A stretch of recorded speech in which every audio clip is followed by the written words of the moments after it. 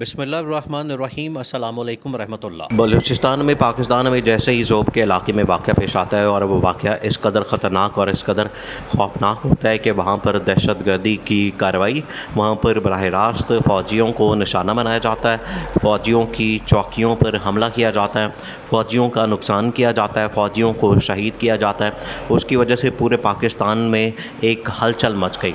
شہباز شریف حکومت تو اتنی ناکام ہو گئی ہے، اتنی ناکامی اور نااہل ہے کہ اس نے جہاں پر معاشی محاذ کے اوپر، معاشی میدان میں پاکستان میں تباہی اور بربادی پھیری، اسی طرح سے اس نے ہر محاذ کے اوپر تباہی اور بربادی پھیری اور پاکستان میں دہشت گردی نے دوبارہ سر اٹھا لیا۔ یہ جو واقعہ ہوا یہ بڑا خوفناک اور خطرناک تھا۔ اس واقعے کو لے کے،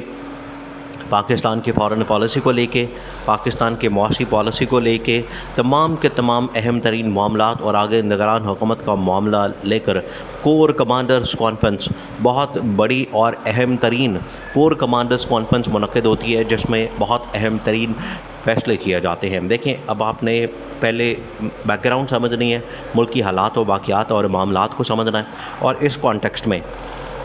اس فریم ورک میں جو ملکی حالات اور معاملات ہیں، اس فریم ورک میں آپ نے جو کور کمانڈرز کانفرنس ہوئی ہے اس کو سمجھنا ہے۔ دیکھیں، یہ جو 2-3 واقعات ہوئے دہشت گردی کے، ایک تو پارا چنار کی سائڈ کے اوپر، ناردرن سائڈ کے اوپر، دوسرا یہ کہ بلوچستان میں ذوب کے علاقے میں وہاں پر جو واقعہ ہوا، پھر اس کے بعد پاکستان میں جو معاشی صورتحال ہے، پاکستان کے اندر جو سیاسی صورتحال ہے، اور پاکستان کی جو فارن پالیسی کی صورتحال ہے، یہ 4-5 ایشوز تھے جن کے اوپر ڈسکشن ہونی تھی، جن کے اوپر یہ ایجنڈا شامل تھا، یہ ایجنڈے میں شامل تھی یہ 4-5 چیزیں، اور کور کمانڈرز کانفرنس منعقد کی جاتی ہے۔ کور کمانڈرز کانفرنس اصل میں پاکستان کا سب سے بڑا جو ملٹری سائٹ کا فورم ہے، جو ٹاپ کا پلیٹ فارم ہے، وہ کور کمانڈرز کانفرنس ہے، جس میں پاکستان کے تمام کور کمانڈرز، جتنی کور کمانڈ ہیں ان کے جو کور کمانڈرز ہیں وہ وہاں پر شرکت کرتے ہیں۔ اس کے اندر D G I S I بھی ہوتے ہیں اور وہ آ کے شرکت کرتے ہیں، وہ آتے ہیں، بریفنگ دیتے ہیں، اور سارے معاملات کے اوپر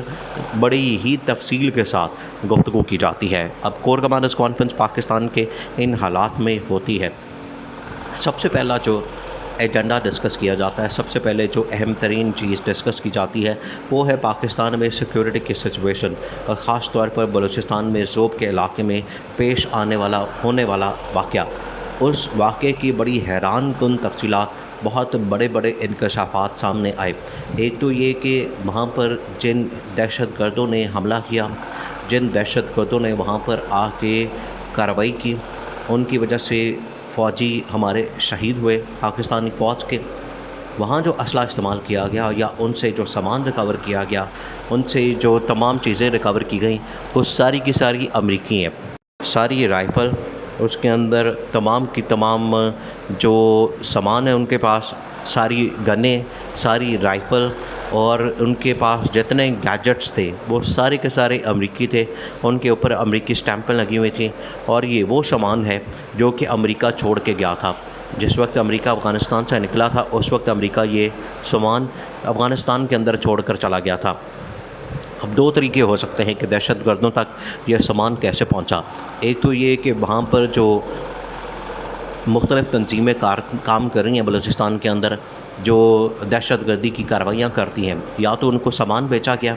اور وہ بھی افغانستان کے تھرو بیچا گیا، ایک تو یہ بات ہو سکتی ہے۔ دوسرا یہ کہ ان کو ٹریننگ دی گئی ہے وہاں پر افغانستان میں، اور افغانستان میں ٹریننگ دینے کے بعد ان کو یہ سامان مہیا کیا گیا، ان کو سامان دیا گیا، اور انہوں نے آ کے ذوب کے علاقے میں یہ کارروائی کی، دہشت گردی کی کارروائی کی ہے۔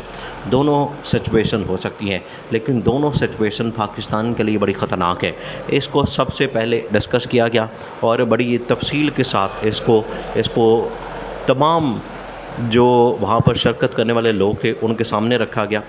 ان کو دکھایا گیا، ان کو بریفنگ دی گئی، ان کو پریزنٹیشن دی گئی، ان کو بتایا گیا کہ یہ واقعات کہاں سے ہو رہے ہیں، کہاں سے یہ دہشت گرد آئے، کس کے پاس کیا سامان تھا۔ یہ ساری تفصیلات سامنے آئیں، اور اس میں یہ بات ڈسکس کی گئی کہ پاکستان میں جو پولیٹیکل سچویشن ہے، پاکستان کے اندر جو پولیٹیکل حالات بن چکے ہیں، سیاسی حالات جو بن چکے ہیں، اس کانٹیکسٹ میں پاکستان میں جو دشمن طاقتیں ہیں، دشمن ممالک ہیں، جو دشمن بیرونی خطرات ہیں، وہ اب بڑھ چکے ہیں، جس کی وجہ سے ہمیں اس کے اوپر زیادہ فوکس کرنا ہے، اور ساتھ ہی ساتھ پاکستان کے اندر جو پولیٹیکل سٹیبلٹی ہے اس کو لانا ہے۔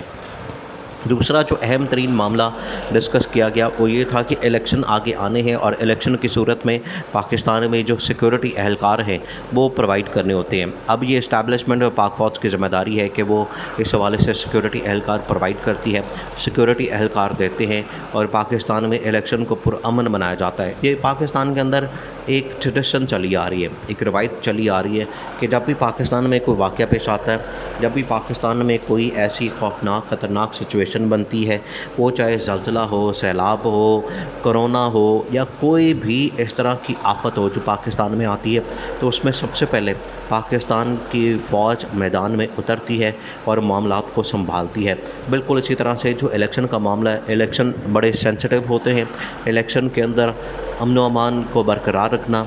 लॉ एंड ऑर्डर के सिचुएशन को कायम रखना वो बड़ा ज़रूरी होता है, उसको मेंटेन करना। उसी को मेंटेन करने के लिए, उसी को कायम व दायम रखने के लिए, उसी को बैलेंस रखने के लिए उसके लिए सिक्योरिटी एहलकार प्रोवाइड किए जाते हैं। तो सिक्योरिटी एहलकार प्रोवाइड करने के हवाले से ये बड़ा अहम तरीन मामला डिस्कस किया गया कि किस तरीके से